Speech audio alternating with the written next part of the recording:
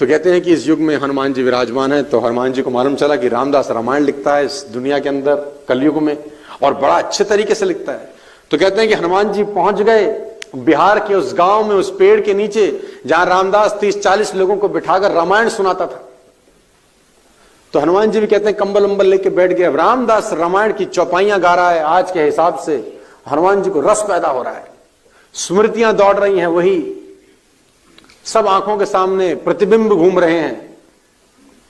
हनुमान जी को बड़ा रुचिकर लगता था। रोज आते थे रामायण का पाठ सुनने, और रामदास सुनाता था रोचक रोचक कथाएं, अपने अंदाज में सुनाता था। हनुमान जी को बड़ा रस आता था कि मेरे भगवान की लीला कोई कह रहा है, वो भी कलयुग में। बड़ा मजा आता था, कंबल अंबल लेके बैठते थे।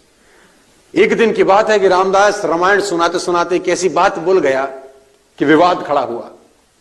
रामदास ने बोला, जब हनुमान अशोक वाटिका में गए तो बहुत सुंदर अशोक वाटिका थी, सीता मैया पेड़ के नीचे बैठी थी, और सफेद सफेद रंग के बहुत सुंदर सुंदर फूल खिले हुए थे।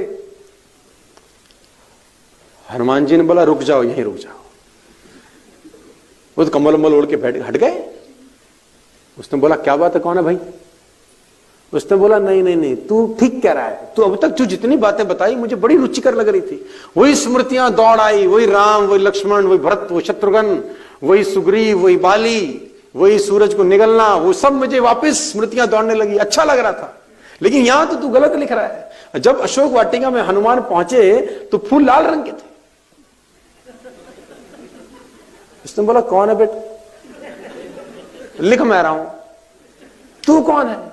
और जो मैं लिख देता हूं सुधार नहीं करता, फूल सफेद ही रहेंगे, तूने सुनना सुन, निकल।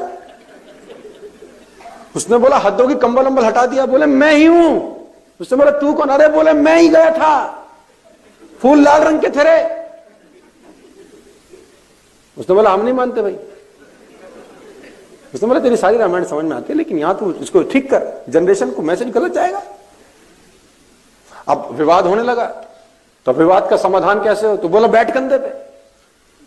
तो भगवान राम के पास चलते हैं, अब जज फैसला करेगा।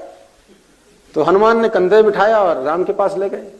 तो उन्होंने बताया कि प्रभु, ये बिहार का आदमी है, बहुत अच्छी रामायण सुना रहा है, चौपाइयां बड़ी रुचिकर लगती हैं मुझको, स्मृतियां दौड़ती हैं, वही भरत, वही शत्रुघ्न, वही आप, वही स्वयंवर, वही सब मुझे आंखों के सामने दौड़ता है। लेकिन यहां पर तो ये गलती कर रहा है भगवान। जब मैं अशोक वाटिका में गया, ये कहता फूल सफेद थे, लेकिन फूल तो लाल थे। तो राम ने बोला, देखो, पहले तो तुमको छुप छुप के इनकी बातें नहीं सुननी चाहिए थी, और अगर छुप छुप के सुन भी रहे थे तो पंगा लेने की क्या जरूरत थी? क्यों बताया तुमने? और अगर ये सफेद लिख रहा है तो रहने दो, तुम क्यों बीच में उंगल करते हो?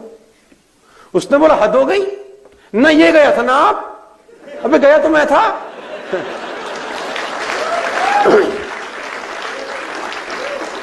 बोले, गया तो ना ये थे ना आप?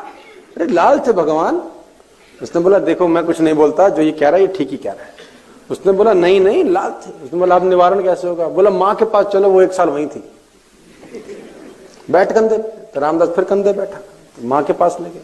बोले, सीता मैया, ये रामदास है, ये रामायण लिखता है, बड़े अच्छे तरीके से सुना रहा है, मैं रोज जाता हूं सुनने, और रुचिकर लगती हैं बातें, स्मृतियां दौड़ती हैं, लेकिन आज अड़ंगा खड़ा कर दिया इसने। मैं आपसे जब मिलने आया तो फूल तो ये कह रहा सफेद रंग के थे, लेकिन मां, फूल तो लाल थे। तो मां ने बोला, हनुमान, सफेद लिख रहा है तो रहने दो, तुम क्यों अड़ंगा डालते हो? उसने बोला, लेकिन मां, ये तो बात तो गलत कर रहा है। उसने बोला, देखो, तू तो 1 दिन के लिए आया था, मैं तो 1 साल थी, फूल सफेद थे। उसने बोला, नहीं मां, फूल लाल थे। मां ने कहा, हनुमान, तुम ठीक कहते हो, अपनी जगह तुम बिल्कुल ठीक हो। जब तुम लंका में आए अशोक वाटिका में मुझे मिलने, तो तुम्हारे भगवान की पत्नी को कोई हर लाया था, तुम विध्वंस करने को तैयार थे, मारने काटने को तैयार थे, आंखें खून में सनी हुई थी, इसलिए सफेद फूल भी तुमको उस दिन लाल नजर आए। फूल तो सफेद ही थे।